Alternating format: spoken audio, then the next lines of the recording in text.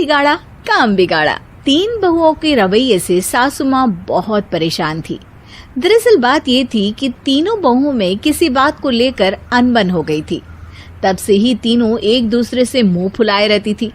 ना कोई सीधे मुंह किसी से बात करती, ना किसी का कहना मानती। पड़ोसी भी इस बात को जानते थे और जाने कैसे कैसे बातें भी करते। इसीलिए सासू माँ ने तीनों बहुओं को तुरंत अपने कमरे में बुलाया। मैं कई दिनों से देख रही हूँ, तुम तीनों अलग अलग सारे काम कर रही हो। ये सब नहीं चलेगा, तीनों को मिलकर ही काम करना पड़ेगा। सास की बात सुनकर एकदम से बड़ी बहू बोल उठती है। नहीं मम्मी जी, मैं इन दोनों के साथ कुछ नहीं कर सकती। मैं इस घर की बड़ी बहू हूँ, फिर भी ये मेरा कहना बिल्कुल भी नहीं मानती। अरे जेठानी जी, जानबूझकर मुझे डबल काम करवाती है आप। और छोटी मुझसे टेढ़े मुंह ही बात करती है। इन दोनों के बीच हमेशा सैंडविच बन जाती है मेरी, और मैं हमेशा आलू की तरह बीच में मसली जाती हूँ। मम्मी जी, इन दोनों को लगता है कि मैं छोटी हूँ तो इनके पैरों तले दब जाऊंगी, लेकिन नहीं, मेरा भी उतना ही अधिकार है जितना इन दोनों का है। बड़ी आई दोनों मेरी चुगली करने के लिए, मुझे क्या कम समझ रखा है। तीनों बहू एक दूसरे से बहस करने लगती है और सास दोबारा ये देखकर टेंशन में आ जाती है और सबसे कहती है, चुप हो जाओ, अब से तुम तीनों सारे काम एक साथ करोगी। आंख बंद करके एक दूसरे की बात सुनोगी। तुम तीनों इस बात को गांठ बांध लो, वरना अगली छुट्टियों में तुम्हारा अपना मायके जाना कैंसिल। सास की बातें सुनकर डर के मारे तीनों हामी भर देती हैं। जी मम्मी जी, मैं समझ गई। हाँ मम्मी जी, जैसा आप कहें। आप जो कहेंगी मैं वही करूंगी। तीनों बहू सास की बात को गांठ बांध लेती है और वादा करती है कि अब से सारे काम वो तीनों एक साथ मिलकर ही करेंगी। ये सब देखकर सास खुश हो जाती है और वहां से चली जाती है। नीचे जाकर वो देखती है कि घर में शर्मा जी आए हुए होते हैं। सास जोर से आवाज लगाकर कहती है, अरे बहू, जरा चाय बनाकर तो लाना, शर्मा जी आए हैं। सास की बात सुनकर तीनों बहू तुरंत किचन की ओर भागती है और चाय बनाना शुरू कर देती है। मुझे तो एकदम मसाले वाली कड़क चाय पसंद है, तो हम शर्मा जी के लिए मसाले वाली चाय ही बनाएंगे। अरे नहीं दीदी, गर्मी के मौसम में मसाला चाय कौन पीता है? मैं तो शर्मा जी के लिए इलायची वाली चाय ही बनाऊंगी। ये कैसी बात कर रही हैं आप दोनों? मेरी मम्मी ने सिखाया है कि मेहमान को ज्यादा दूध और शक्कर वाली चाय देनी चाहिए, वरना वो घर वालों को कंजूस समझते हैं। तो मैं तो शर्मा जी को ऐसी ही चाय दूंगी।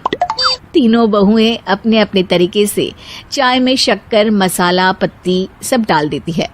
उबलने के बाद तीनों मिलकर चाय बाहर लेकर जाती है और शर्मा जी और सासू माँ को देती हैं। चाय पीने के बाद शर्मा जी सासू माँ को देखकर शर्मा जाते हैं और शर्मिंदा महसूस करते हैं कि आखिर उन्होंने चाय पीने के लिए हामी क्यों भरी। सासू माँ भी चाय पीना शुरू करती है और कहती हैं, अरे बहू, ये कैसी चाय बनाई है? चाय है या मीठे दूध की बासुंदी? हाँ, चाय अच्छी नहीं लगी क्या? कोई बात नहीं, हम पराठा बनाकर लाते हैं। चलो चलो अंदर। हाँ चलो। हाँ, आती हूँ मैं भी। नहीं नहीं, मेरा पेट चाय ने ही चौपट कर दिया, वही काफी है। पराठे से पोपट नहीं करवाना, मैं तो चलता हूँ। शर्मा जी चुपचाप पतली गली से निकल जाते हैं। अगले दिन सास बहुओं से कहती है, अरे बहू, जाओ जाके ऊपर के गेस्ट हाउस की सफाई कर दो। कल हमारे यहाँ मेरे दूर के रिश्तेदार आने वाले हैं, तो पूरे कमरे को चमका देना, समझी? तीनों बहू सास की बात को मानकर ऊपर सफाई करने चली जाती हैं और तीनों कमरे की सफाई चालू कर देती है। बड़ी बहू मकड़ी के जाले साफ करती है, तो बीच वाली झाड़ू लगाना और छोटी वाली सर्फ डालकर जमीन धोना शुरू कर देती है। अरे दीदी, जेठानी जी, अभी मैंने पूरी फर्श धोई और आप फिर से धूल नीचे गिरा रही हैं। और मछली जेठानी जी, आप बिना झाड़ू की धूल यहाँ छटक रही हैं। अरे तीनों को साफ करना है, एक साथ सफाई करते हैं ना। अरे वही तो, हम साथ साथ हैं, घर साफ साफ है। तीनों बहू ऐसे ही काम में उलझ जाती है और 2 घंटे तक एक ही कमरे की सफाई करती रहती है। बहुत देर से अपनी बहुओं को ना देखने के कारण सास ऊपर कमरे में उन्हें देखने जाती है, लेकिन कमरे में घुसती ही वो गीली फर्श पर फिसलने के कारण नीचे गिर जाती है। ओरी मोरी मैया, हड्डी मरोड़ के रख दी। आए मेरी तो कमर ही टूट गई रे। तीनों बहुएं सास को उठाती हैं और बिस्तर पर सुला देती है। अरे मेरे हाथ पैर दर्द कर रहे हैं, दबा दो, आराम मिलेगा। हाँ जी माँ जी। अरे जी माँ जी, जी माँ जी। और तीनों बहुएं एक साथ सास के हाथ को दबाना शुरू कर देती हैं।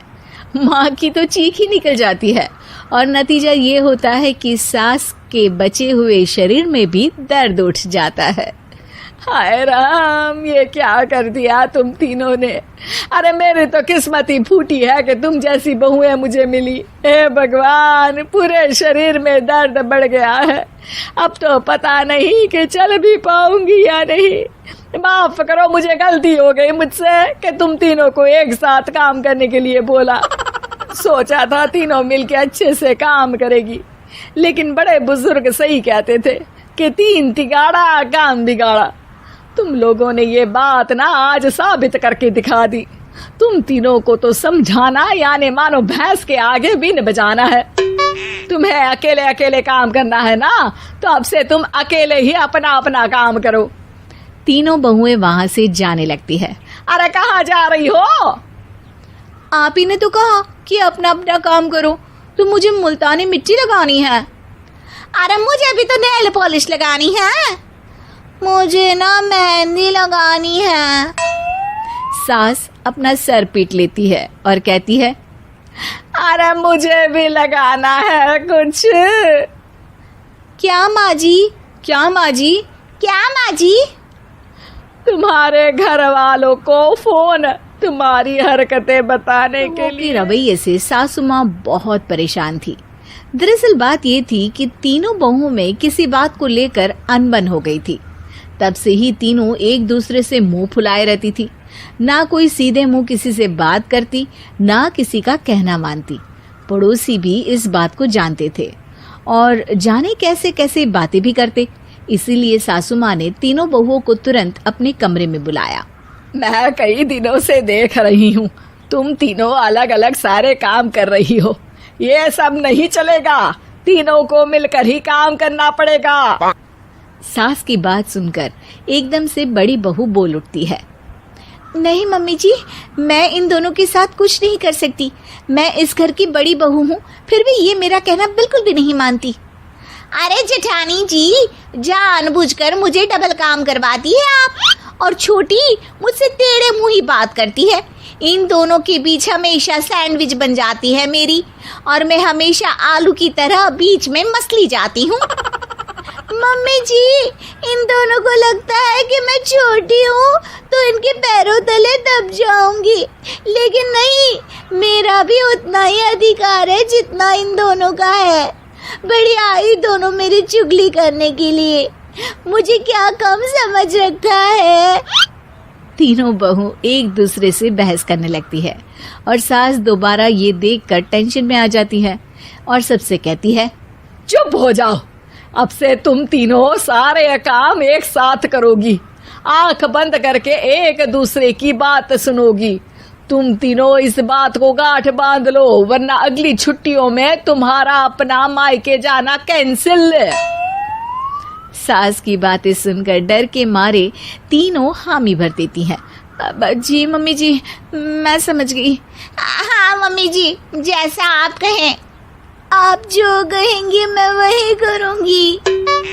तीनों बहू सास की बात को गांठ बांध लेती है और वादा करती है कि अब से सारे काम वो तीनों एक साथ मिलकर ही करेंगी। ये सब देखकर सास खुश हो जाती है और वहां से चली जाती है।